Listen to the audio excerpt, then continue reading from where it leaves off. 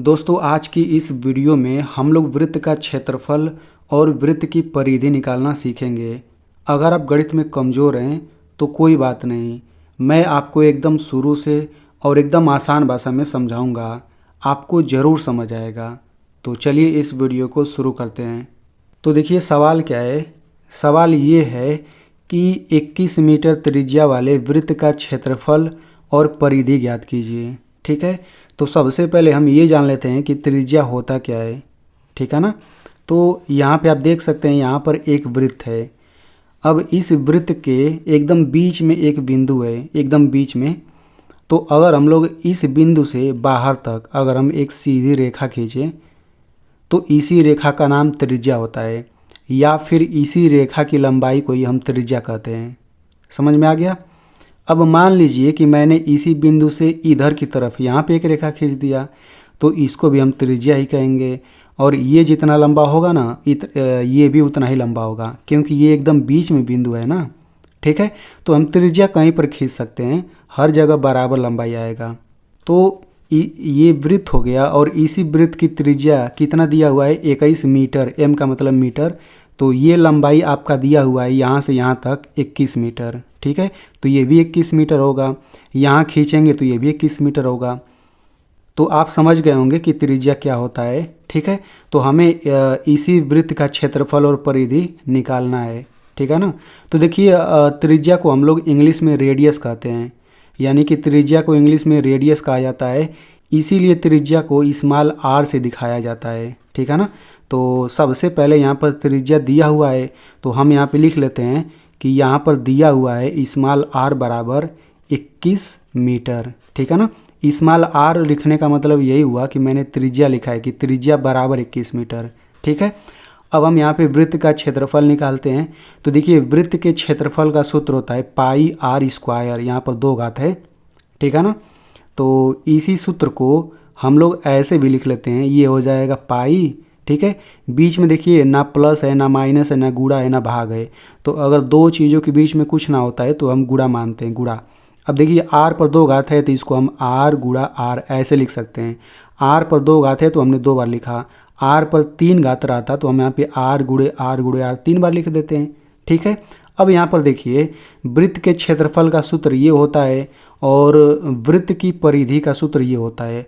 आप देख सकते हैं कि इसमें भी पाई है और इसमें भी पाई है, इसको हम पाई बोलते हैं। ठीक है, तो इस पाई के बारे में समझना बहुत ही ज़रूरी है। तो देखिए ये जो पाई है ना, ये एक संख्या होता है। मैं आपको यहाँ पे बता दूँ, पाई बराबर होता है 22/7। ठीक है, तो आप इसे अच्छे से याद कर लीजिए कि पाई बराबर 22/7 होता है। ठीक है, अगर हम लोग 22 में 7 से भाग कर दें तो ये आपका आ जाता है 3.14। ठीक है, तो हम लोग यहाँ पे सवाल लगाते समय पाई के जगह पे हम लोग ये भी रख सकते हैं और ये भी रख सकते हैं। लेकिन आपको एक बात हमेशा याद रख लेना है कि हम लोग पाई के जगह पे हमेशा यही रखते हैं। ये कब रखेंगे, अगर जैसे ये सवाल दिया हुआ है ना, अगर इसी सवाल में नीचे लिख देता कि पाई बराबर ये लीजिए, इसी में अगर ऐसे लिख देता कि पाई बराबर ये लीजिए, तभी हम पाई की जगह पे ये लेंगे। ठीक है ना। तो एक बार मैं फिर से बता देता हूँ कि आप हमेशा पाई की जगह पर यही रखेंगे। हमेशा कोई भी सवाल हो, चाहे बेलन वाला सवाल हो, चाहे शंकु वाला सवाल हो, भाई उनके सूत्र में भी पाई आता है ना, तो हमेशा पाई की जगह पे यही रखेंगे। अगर प्रश्न में लिख देता है, अगर प्रश्न में लिख देगा कि पाई की जगह पर ये रखिए, तभी हम रखेंगे, नहीं तो हमेशा हम यही रखेंगे। ठीक है, और ये बात एनसीईआरटी बुक में लिखा गया है। ठीक है, ये मैं अपने तरफ से नहीं बता रहा। तो चलिए हम यहाँ पे सवाल लगाते हैं। तो यहाँ पे r बराबर 21 मीटर दिया हुआ है, तो हम लोग यहाँ पे लिखेंगे पाई। पाई की जगह पे क्या लिखेंगे, 22/7 लिखेंगे, क्योंकि प्रश्न में तो लिखा नहीं है कि पाई की जगह ये रखिए। ठीक है ना। तो यहाँ पर गुणा हो जाएगा r क्या है, 21 है, तो यहाँ पे 21 लिख लेते हैं, फिर गुणा r, फिर r की जगह 21 यहाँ पे लिख लेते हैं। ठीक है, अब ज़रा यहाँ पर ध्यान से देखिए। अब हमें यहाँ पे संख्याओं को काटना होता है, लेकिन हम कैसे काटेंगे, तो यहाँ पर ध्यान से देखिए। यहाँ पर बटा के नीचे 7 है और बटा के ऊपर ये है 22, बटा के ऊपर 21 भी है और ये भी 21, बटा के ऊपर ये। तो बटा के नीचे यहाँ पर 7 है ना, तो हम 7 का पहाड़ा पढ़ेंगे। तो ऊपर कोई भी संख्या अगर 7 के पहाड़ा में आएगा तो हम उसे काट सकते हैं। तो हम 7 का पहाड़ा पढ़ेंगे, 7 एकम 7, 7 दूना 14, 7 तिरिक 21, 7 चौक 28। तो आप यहाँ पे देख सकते हैं 22 बताइए 7 के पहाड़ा में आता है क्या? नहीं, तो हम इसको 7 से नहीं काट सकते हैं। ये 21 देखिए 7 के पहाड़ा में आता है, ठीक है ना, तो हम इस 21 को काट सकते हैं। 7 तिरिक 21, 3 बार में 21 आता है, तो हम इसको भी काटेंगे और इसको भी काट देंगे। समझ में आ गया? तो ऐसे ही काटना होता है। तो अब हम बराबर लगाएंगे, यहाँ पर ये हो जाएगा 22 बच जाएगा, फिर गुणा यहाँ पर 3 आ जाएगा और यहाँ पर ये हो जाएगा 21, ठीक है। अब हम क्या करेंगे, इन तीनों का गुणा करेंगे। तो हम बारी बारी से गुणा करेंगे ना, सबसे पहले इन दोनों का हम गुणा कर लेते हैं। तो 22 और 3 का गुणा करेंगे तो ये 66 आ जाएगा, गुणा 21। अब हम इन दोनों का गुणा कर लेते हैं। तो देखिए जब हम इन दोनों का गुणा करेंगे तो ये आपका आ जाता है 1386, ठीक है। अब बहुत बच्चे इसी को आंसर बोल देते हैं, जो कि गलत है, ठीक है। सही आंसर क्या होगा? तो देखिए यहाँ पर त्रिज्या, यहाँ पर m लिखा हुआ है यानी मीटर लिखा हुआ है, तो बिल्कुल यही वाला m हम यहाँ पर लिखेंगे, लेकिन यहाँ पर 2 घात लगा देंगे, अब जाकर के ये सही आंसर है। इसको हम मीटर स्क्वायर पढ़ते हैं, ठीक है, यानी 1386 मीटर स्क्वायर हो गया। अब मान लीजिए अगर यहाँ पर ये cm लिखा होता है यानी सेंटीमीटर, तो हम यहाँ पे cm लिखते हैं और यहाँ पे 2 घात लगा देते हैं, ठीक है। तो इस प्रकार से ये वृत्त का क्षेत्रफल आ गया। तो चलिए अब हम यहाँ पे वृत्त की परिधि निकालते हैं। तो देखिए वृत्त की परिधि का सूत्र होता है 2πr होता है, ठीक है।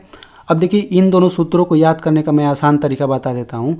तो पाई आर पर 2 घात, अगर ये याद है ना तो ये वाला आसानी से याद हो जाएगा। आप इसको ऐसे समझिए कि ये जो 2 है ना, 2 घात, ये समझिए उठ के पहले आ गया है, तो 2 उठ के पहले आएगा तो ऐसा ही तो बनेगा सूत्र।